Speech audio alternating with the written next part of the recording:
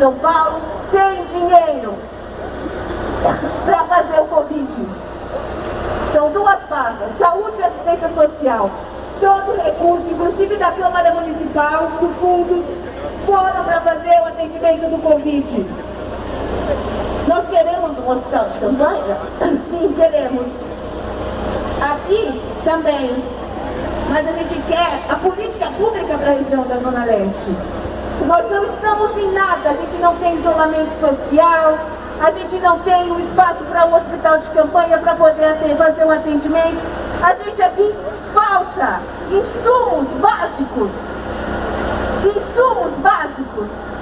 para o atendimento. Então, vocês estão de parabéns.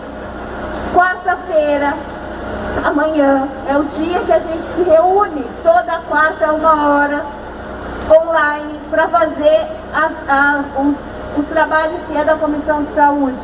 E eu já vou apresentar